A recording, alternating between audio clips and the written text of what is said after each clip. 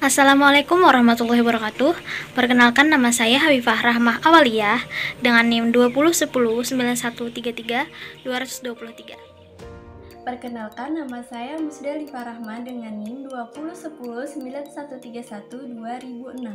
Perkenalkan, saya Muhammad Raihan dengan NIM 20109132 111.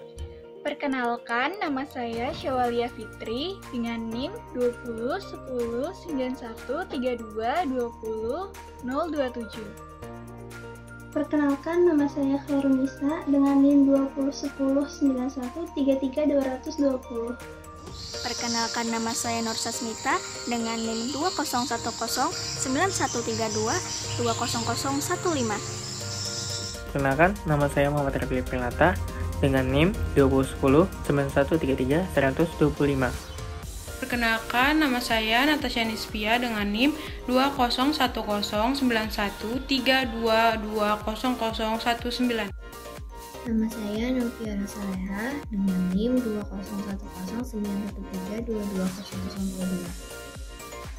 Saya Desi Rahmayani dengan NIM 20109133 20017. Ketika ada seorang manusia meninggal, hal yang paling pertama yang harus kita lakukan adalah menutup matanya.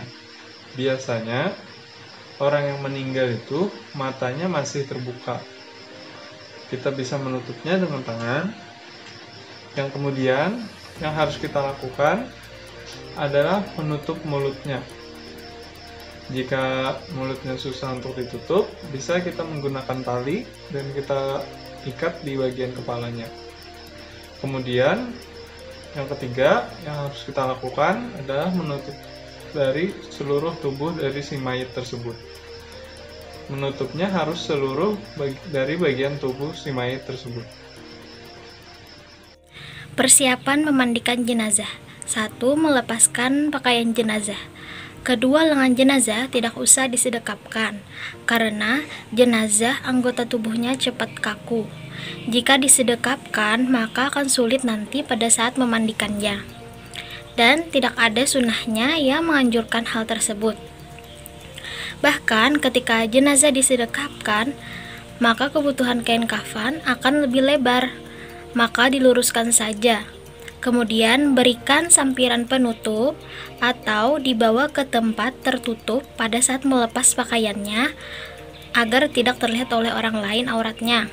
Kalau masih lemas tubuh jenazahnya, maka pakaiannya dilepaskan dengan cara biasa, dengan satu orang memegang kain penutup jenazah yang berada di bagian kepala dan satunya lagi memegang kain penutup yang berada di bagian kaki, serta satu orang lagi yang melepaskan pakaian jenazah tersebut. Apabila badan jenazah sudah kaku, maka guntinglah pakaian jenazah tersebut dengan dimulai pada bagian atas anggota tubuh jenazah diguntingnya, lalu lanjut pada bagian anggota tubuh bawah pakaiannya yang digunting. Lalu jenazah diangkut ke tempat yang aman dengan kain yang sudah menutup tubuh jenazah tersebut agar auratnya tidak terlihat oleh orang lain. 2. Peralatan memandikan jenazah. Siapkan 2 buah kain tebal, kain handuk kalau bisa. Yang 1 buah kain ditutupkan kepada jenazah, 1 buah kain disimpan untuk ganti nanti setelah dimandikan. Lalu, gunakan meja yang ada lubang-lubangnya agar kotoran bisa langsung turun ke tanah. Hal ini digunakan agar saat membersihkan tinja jenazah, kotorannya tidak kemana-mana dan langsung turun ke tanah. Peralatannya 1 air biasa atau untuk sunnah 1 ember air yang dicampur dengan tumbukan daun bidara.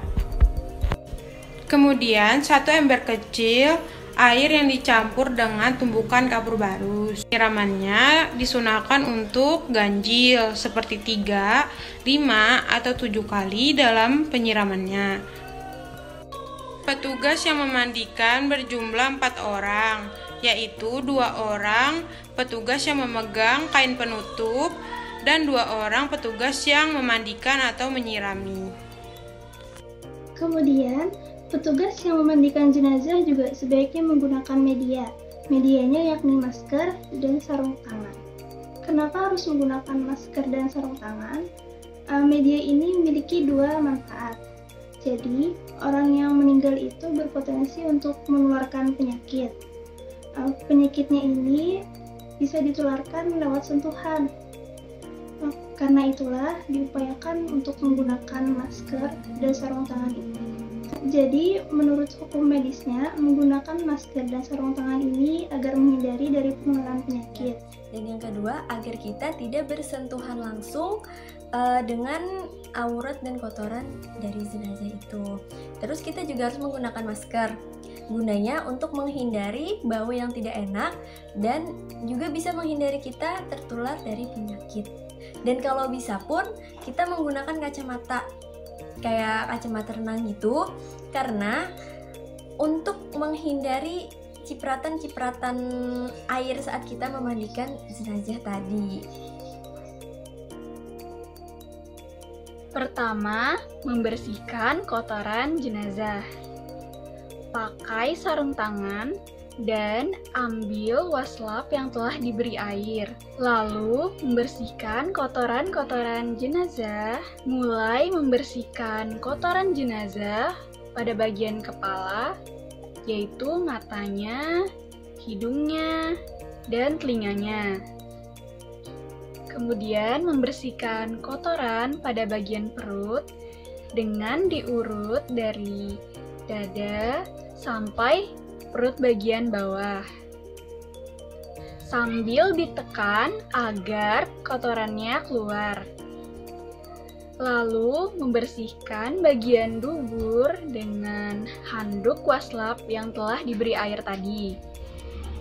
Setelah dirasa bersih, maka tutuplah dengan kapas pada bagian dubur tersebut supaya ketika digerakkan nanti tidak ada yang keluar lagi. Setelah semuanya dibersihkan, selanjutnya yaitu wudhu. Yang selanjutnya adalah cara mewudukan jenazah, yaitu dengan cara membasuh muka dari jenazah sendiri, kemudian membasuh kedua tangan, mulai dari kanan ke kiri hingga siku, kemudian dilanjutkan dengan kepala, dan yang terakhir adalah untuk kaki. Itu dilakukan hanya sekali. Tahap akhir memandikan jenazah. Yang pertama-tama menyiram mulai dari bagian kepala. Siraman sudah mulai dihitung. Setelah tubuh jenazah sudah basah, kemudian disabun dan dikremasi. Jenazah dalam posisi terlentang mulai menyiram dari kepala jenazah. Tahap kedua, tubuh jenazah dimiringkan ke kanan, disiram kemudian disabuni dan digosok. Tiap siraman dihitung. Jenazah dimiringkan ke kanan untuk menyiram bagian belakang dan kanan jenazah. Tahap ketiga yaitu kemudian tubuh jenazah dimiringkan ke kiri, disiram, kemudian disabuni dan digosok. Tiap siraman dihitung. Jenazah dimiringkan ke kiri untuk menyiram bagian belakang dan kiri jenazah. Tahap keempat yaitu setelah selesai kemudian dibilas semua. Tiap siraman dihitung sampai bilasan terakhir. Dibilas sampai bersih dan bilasan terakhir dengan air kapur atau air kapur barus. Tahap kelima, kemudian handuk atau kain yang terbentang di atas jenazah ditutupkan dan dihandukkan ke tubuh jenazah. Kain atau handuk yang membentang di atas jenazah ditutupkan dengan dihandukkan agar jenazah kering. Tahap keenam atau tahap terakhir, setelah dirasa sudah cukup, ambil kain atau handuk yang sudah disiapkan sebelumnya dan dibentangkan di atas jenazah.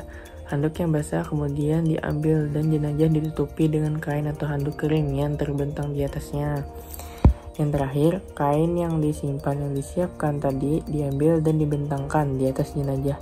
Kemudian kain atau handuk yang basah disingkirkan dan jenazah ditutupi dengan kain yang baru dan siap dikafani. Sekian, terima kasih.